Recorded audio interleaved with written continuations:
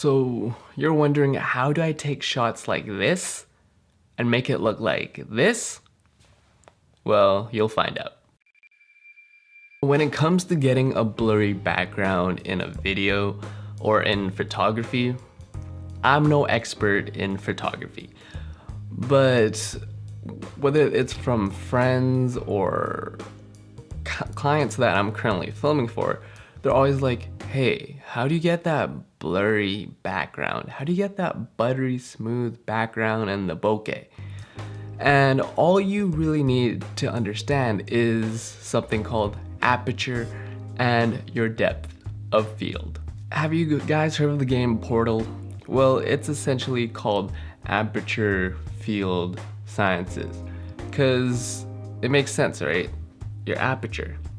It is essentially allowing light to go in and out of your camera.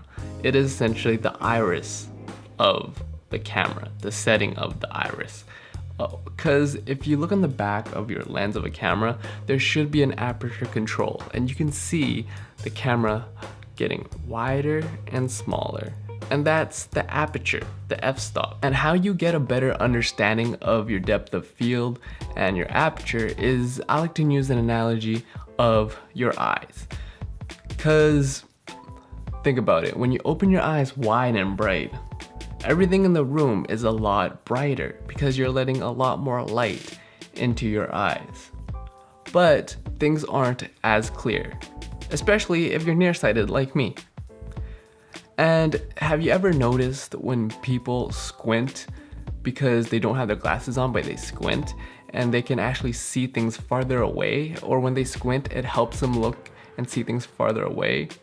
You're essentially doing the same thing when you change the aperture and the f-stop on your camera. Mind blown, right? All you need to remember is the higher the aperture amount is, then the less depth of field that you will have and more things will be in focus.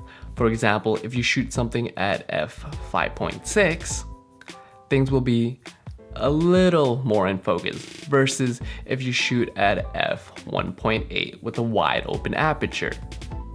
So essentially, when it comes to having a blurry background in a video or even photography for that, is that all you're essentially doing is having a shallower depth of field or a lower aperture setting on your camera.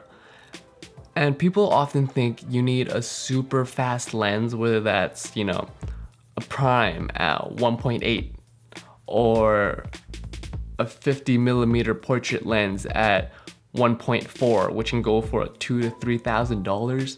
You can get a shallow depth of field with a kit lens that I'm using right now, and you don't need to go and get yourself another lens for that shallow depth of field look.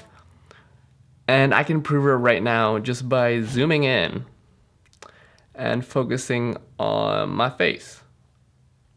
And as you can see there, that background is blurry. And all I did was zoom in just a little bit and focus more on my face. And as you can see, there's that shallow depth of field where that focus is. Focus peak would be here, and then everything else is not in as focus. But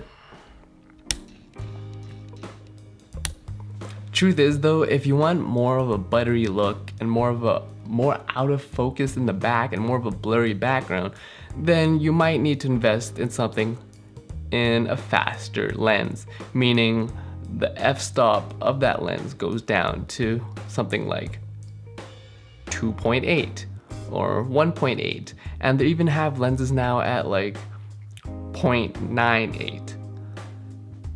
And that's the whole magic behind having a blurry background.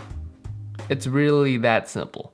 So to pretty much recap, faster lens means allowing more light to go in. Same with a lower aperture, and a higher aperture means more in focus but less light.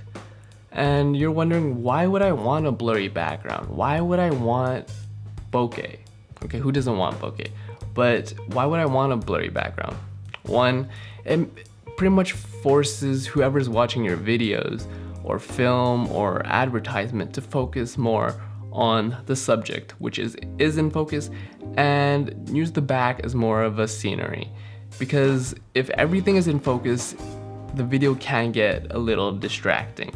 And two, it makes the overall video look a lot more clean and sharp and cinematic. And who doesn't like cinematic sequences?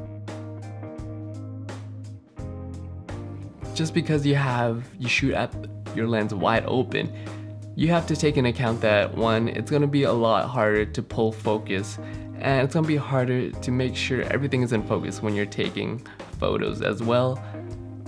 But would I recommend a fast lens? I would say I definitely would recommend a fast lens. And if you're in a budget, also I would put some lenses in the description that budget friendly but can make your anything look like you're filming a movie. And my name is Peter, and I'll see you guys in the next video.